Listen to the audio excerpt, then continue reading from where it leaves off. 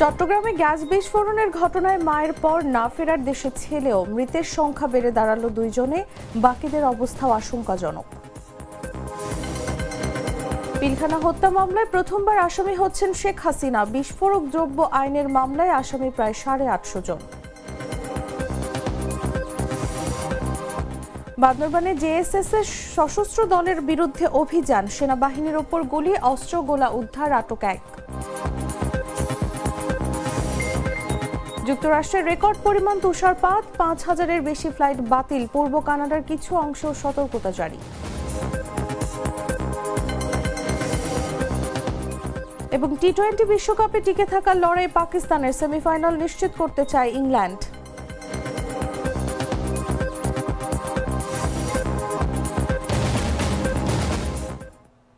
এতক্ষণ শুনছিলেন সংবাদ শিরোনাম। দর্শক, আমন্ত্রণ দুপুর 1টা নিউজে, সাথে আছি আমি তাসলিমা তিথি।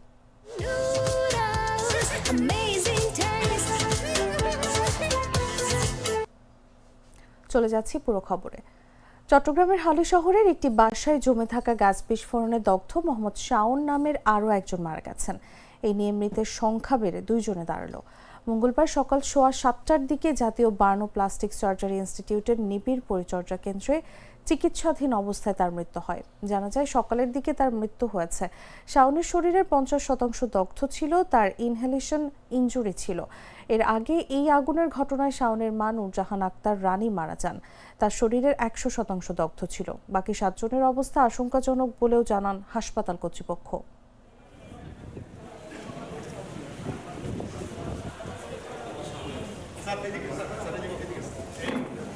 একটা পেশেন্ট সাথে সাথে দেখা গেল ব্রড ডেড। তারপরে বাকি যে 8 জন, সেই বাকি 8 জনকে আমরা বিভিন্ন ক্যাটাগরি করে আইসিইউ, এইচডিইউ, মেল এইচডিইউ এবং ফিমেল এইচডিইউকে স্থানান্তরিত করি। এবং তখন থেকে অ্যাকচুয়ালি চিকিৎসা শুরু হয়ে যায়। ইন দ্য মিন টাইম আমাদের স্বাস্থ্য মন্ত্রণালয়ের স্যারদের সঙ্গে আমার কথা হয়, এমপি মহোদয়ের সঙ্গে আমার কথা হয়। ওনারা ওনাদের কনসার্ন যেগুলো ব্যক্ত করেছেন, আর আমরা আমাদের চিকিৎসাগুলো, আপনারা জানেন যে এগুলোতে আমরা যেহেতু সবসময় করে থাকি, আমরা আমাদের প্রোটোকল অনুযায়ী করেছি। এই মুহূর্তে সকালবেলা আমাদের আরেকজন বাচ্চা মারা গেছে, শাওন নামে 16 বছরের একটা বাচ্চা মারা গেছে। বাকি যারা আছে তাদের মধ্যে স্যাররাও বলেছেন, আমরাও বলেছেন, সবারই 30%-এর মিনিমাম বার্ন যারা আছে তার 30% উইথ ইনহেলেশন ইনজুরি সবসময় আশঙ্কাজনক। তো তারপরেও আমরা আমাদের মতো করে যত ভালো চিকিৎসা দেওয়া সম্ভব দিব, বাকিটা আল্লাহর ইচ্ছা। 2009 সালের 25 ফেব্রুয়ারির পিলখানা হামলার ঘটনায় মামলা এখনো বিচারিক প্রক্রিয়ায় জটিলতার মধ্যে রয়েছে। দীর্ঘদিনের বিচার ও আপিলের মধ্য দিয়ে আসামি ও নিহত সেনা কর্মকর্তাদের পরিবারদের ধৈর্য পরীক্ষার মুখোমুখি হতে হয়েছে। প্রসিকিউশন জানায়, বিস্ফোরক এই মামলার সাক্ষীদের জবানবন্দিতে বিটিআর হত্যাকাণ্ডে জড়িত থাকার বিষয়ে শেখ হাসিনা, শেখ তাপস, মির্জা আজম, জাহাঙ্গীর কবির নানক সহ তৎকালীন বেশ কয়েকজন মন্ত্রী ও আওয়ামী লীগ নেতার নাম উঠে এসেছে। এ কারণে তাদের বিরুদ্ধে মামলা করা হবে বলে জানিয়েছেন বিস্ফোরক মামলার চিফ প্রসিকিউটর বোরহানউদ্দিন। বিস্ফোরক দ্রব্য আইনের মামলায় আসামি প্রায় 850 জন। মামলায় 1200 সাক্ষীর মধ্যে সাক্ষ্য নেওয়া হয়েছে 300 জনের। এর মধ্যে গুরুত্বপূর্ণ সাক্ষীদের জবানবন্দিতে শেখ হাসিনা সহ বেশ কয়েকজনের জড়িত থাকার বিষয়ে তথ্য এসেছে। বিডিআর হত্যাকাণ্ডের বিস্ফোরক এই মামলাটি এখনও নিষ্পত্তি হয়নি, সাক্ষ্য গ্রহণ পর্যায়ে রয়েছে। 5 আগস্টের পর এই মামলার কয়েকশো আসামি জামিন পেয়েছেন।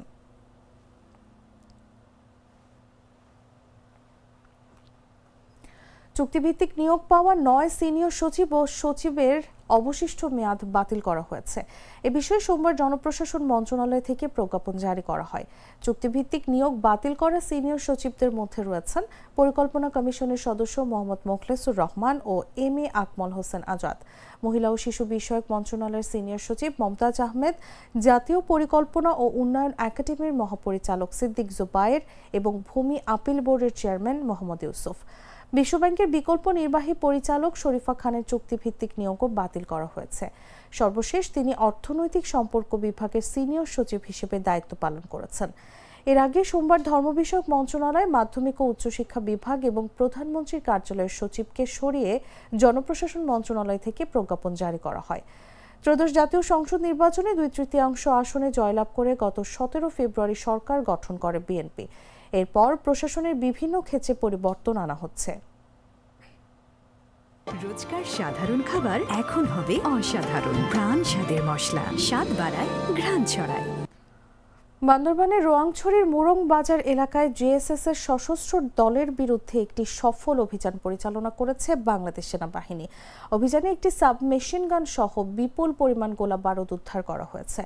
আন্তঃবাহিনী জনসংযোগ পরিদপ্তরের পাঠানো এক সংবাদ বিজ্ঞপ্তিতে এই তথ্য জানানো হয়েছে। আইএসপিআর জানায়, অভিযান চলাকালে সেনা সদস্যরা সশস্ত্র সন্ত্রাসীদের দলটিকে অবৈধভাবে চাঁদা আদায়কালে শনাক্ত করতে সক্ষম হয়। পরিস্থিতি বিবেচনায় জেএসএস সদস্যরা পালানোর চেষ্টাকালে সেনাবাহিনীর টহল দলের ওপর গুলি চালায়। সেনাবাহিনীর টহল দল পাল্টা গুলিবর্ষণ করে তাদের ধাওয়া করে। প্রাথমিকভাবে সন্ত্রাসীরা একটি স্কুল ঘরে আশ্রয় নেওয়ার চেষ্টা করে এবং এক পর্যায়ে সেখান থেকে পালিয়ে যায়। এই অভিযানে সেনা টহল দল ঘটনাস্থল তল্লাশি চালিয়ে ইউনিফর্ম পরিহিত লামংনু মার্মা নামক একজন সশস্ত্র জেএসএস সদস্যকে অস্ত্র ও গোলাবারুদ সহ গুলিবিদ্ধ অবস্থায় উদ্ধার করে। অভিযান শেষে ঘটনাস্থল থেকে একটি submachine gun, 143 round SMG ammunition, 14 round পিস্তলের অ্যামুনিশন, 5 রাউন্ড ব্ল্যাঙ্ক অ্যামুনিশন, 2টি অস্ত্রের ম্যাগাজিন এবং অন্যান্য সরঞ্জাম উদ্ধার করা হয়।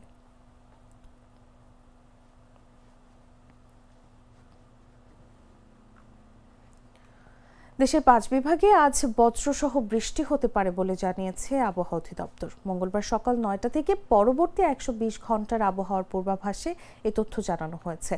আবহাওয়া অফিস জানিয়েছে, দক্ষিণ পশ্চিম বঙ্গোপসাগর ও তৎসংলগ্ন মধ্য বঙ্গোপসাগর এলাকায় অবস্থানরত লঘুচাপটি একই এলাকায় অবস্থান করছে। এটি উত্তর পূর্ব দিকে অগ্রসর হয়ে ক্রমশ দুর্বল হয়ে যেতে পারে। লঘুচাপের বর্ধিতাংশ পশ্চিমবঙ্গ ও তৎসংলগ্ন এলাকায় অবস্থান করছে। উপমহাদেশীয় উচ্চচাপ বলয়ের বর্ধিতাংশ বিহার ও তৎসংলগ্ন এলাকায় অবস্থান করছে। এ অবস্থায় আজ রাজশাহী, রংপুর, ঢাকা, খুলনা ও বরিশাল বিভাগের দু এক জায়গায় বৃষ্টি বা বজ্রসহ বৃষ্টি হতে পারে। এছাড়া দেশের অন্যত্র অস্থায়ীভাবে আংশিক মেঘলা আকাশ সহ আবহাওয়া প্রধানত শুষ্ক থাকতে পারে। এছাড়া সারা দেশে রাতের তাপমাত্রা প্রায় অপরিবর্তিত থাকতে পারে। দেশের পশ্চিমাঞ্চলে দিনের তাপমাত্রা সামান্য কমতে পারে এবং অন্যত্র তা প্রায় অপরিবর্তিত থাকতে পারে।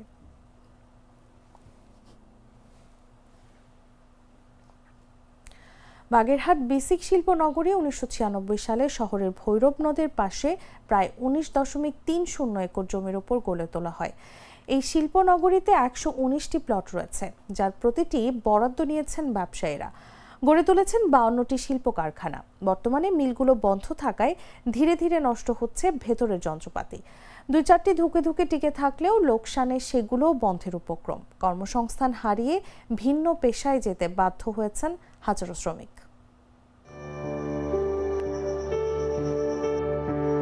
অলস পড়ে আছে ভারী ভারী যন্ত্র। দীর্ঘদিন ব্যবহার না করায় ধরেছে মরিচা, বন্ধ তেল উৎপাদন। এই চিত্র বাগেরহাট বিসিক শিল্প নগরীতে অবস্থিত বিভিন্ন নারিকেল তেল উৎপাদন কারখানায়।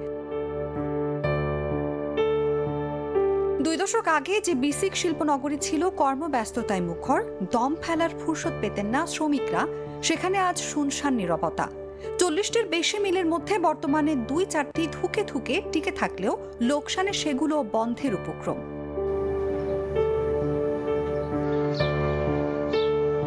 মিলগুলো বন্ধ থাকায় ধীরে ধীরে নষ্ট হচ্ছে ভেতরের যন্ত্রপাতি, বেকার হয়ে পড়ছে শ্রমিকেরা।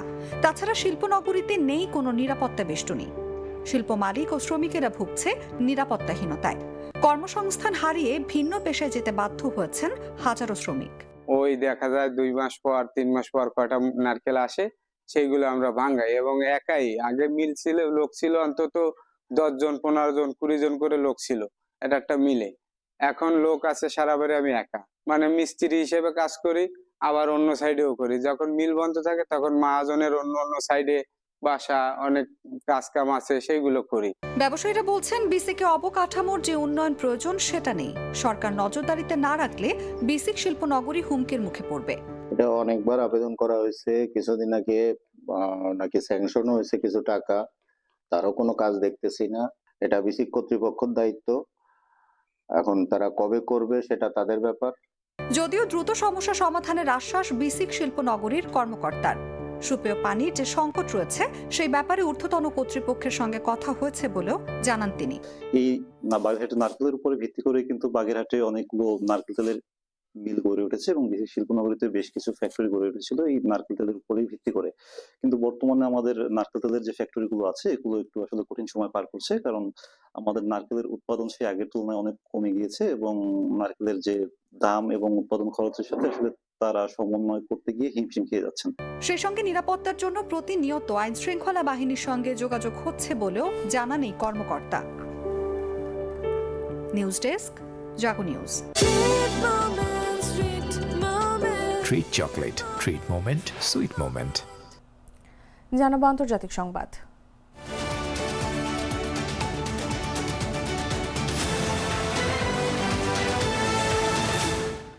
যুক্তরাষ্ট্রের পূর্ব উপকূলে স্থানীয় সময় সোমবার একটি বড় ঝড় আঘাত এনেছে।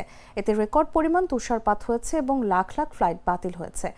জাতীয় আবহাওয়া পরিষেবা জানিয়েছে রোডে আইল্যান্ড এবং ম্যাসাচুসেটসের কিছু অংশে প্রায় 37 ইঞ্চি তুষারপাত হয়েছে। এর মধ্যে নিউ ইয়র্ক সিটির সেন্ট্রাল পার্কে 19 ইঞ্চিরও বেশি তুষারপাত হয়েছে। একটি রাষ্ট্রীয় সংস্থা সতর্ক করে দিয়েছে যে নিউ ইয়র্কে ভ্রমণ পরিস্থিতি প্রায় অসম্ভব হয়ে উঠেছে। পূর্ব উপকূলে 6 লাখের বেশি বাড়ি এবং ব্যবসা প্রতিষ্ঠান বিদ্যুৎ বিভ্রাটের মধ্যে পড়েছে, যার মধ্যে নিউ জার্সি এবং ম্যাসাচুসেটস সবচেয়ে বেশি ক্ষতিগ্রস্ত হয়েছে। শীতকালীন ঝড়ের সতর্কতা উত্তর ক্যারোলিনা থেকে উত্তর মেইন পর্যন্ত বিস্তৃত করা হয়েছে। পূর্ব কানাডার কিছু অংশেও সতর্কতা জারি করা হয়েছে বলে জানা গেছে। জাতীয় আবহাওয়া পরিষেবার তথ্য অনুসারে মঙ্গলবার সকালের দিকে উত্তর পূর্ব উপকূল রেখার কাছাকাছি কিছু এলাকায় মোট 1 ফুট থেকে 2 ফুট তুষারপাতের আশঙ্কা করা হচ্ছে।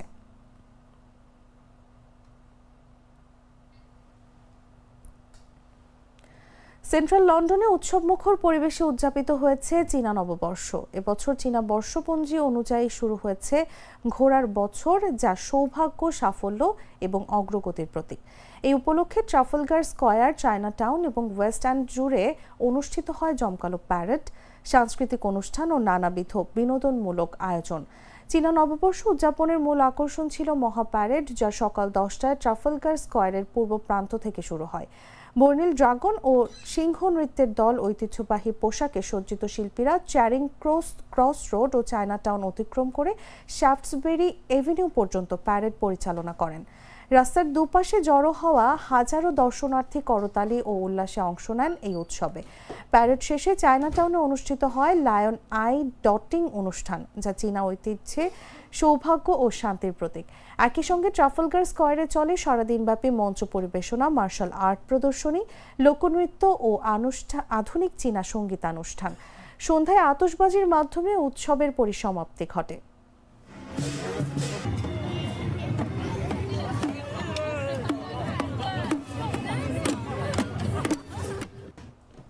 সংবাদ শেষ করব খেলার খবর জানিয়ে।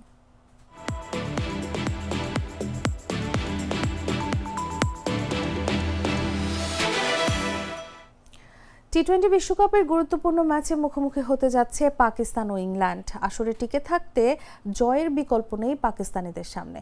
অন্যদিকে এই ম্যাচ জিতলে সেমিফাইনাল অনেকটাই নিশ্চিত হয়ে যাবে ইংলিশদের। সুপার 8-এর বিগ ম্যাচ মাঠে গড়াবে সন্ধ্যা 7:30টায়। ইংল্যান্ড টুর্নামেন্ট শুরু করে নেপালের বিপক্ষে মাত্র 4 রানের জয়ে, এরপর ওয়েস্ট ইন্ডিজের কাছে হার, তারপর স্কটল্যান্ড ও ইতালির বিপক্ষে স্নায়ুচাপের জয়।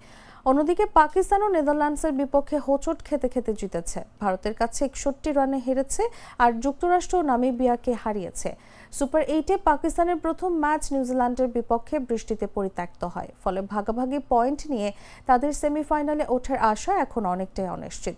ইংল্যান্ডকে হারাতে পারলে টিকে থাকবে সেমিতে ওঠার আশা, হারলে বিদায় নিশ্চিত হয়ে যাবে পাকিস্তানের। অন্যদিকে ইংল্যান্ড অবশ্য সুপার 8-এ শ্রীলঙ্কাকে 51 রানে হারিয়েছে, কিন্তু 9 উইকেটে 146 রানের সাধারণ সংগ্রহ রক্ষা করতে হয়েছে, যেখানে ফিল সল্টের হাফ সেঞ্চুরি ছাড়া বড় ইনিংস ছিল না। তবে পাকিস্তানকে এই ম্যাচে হারাতে পারলে ইংল্যান্ডের সেমিফাইনালে ওঠা অনেকটাই সহজ হয়ে যাবে।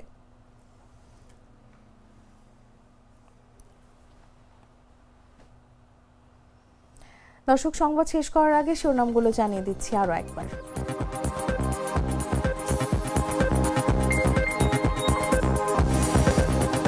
চট্টগ্রামে গ্যাস বিস্ফোরণের ঘটনায় মায়ের পর না ফেরার দেশে ছেলেও মৃতের সংখ্যা বেড়ে দাঁড়ালো 2 জনে, বাকিদের অবস্থাও আশঙ্কাজনক।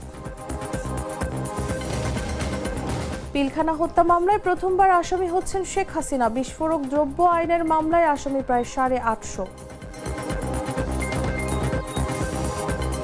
বান্দরবানে জেএসএস এর সশস্ত্র দলের বিরুদ্ধে অভিযান, সেনাবাহিনীর ওপর গুলি, অস্ত্রগোলা উদ্ধার, আটক এক। যুক্তরাষ্ট্রের রেকর্ড পরিমাণ তুষারপাত, ৫,০০০-এর বেশি ফ্লাইট বাতিল, পূর্ব কানাডার কিছু অংশেও সতর্কতা জারি। এবং টি-20 বিশ্বকাপে টিকে থাকার লড়াই পাকিস্তানের, সেমিফাইনাল নিশ্চিত করতে চায় ইংল্যান্ড।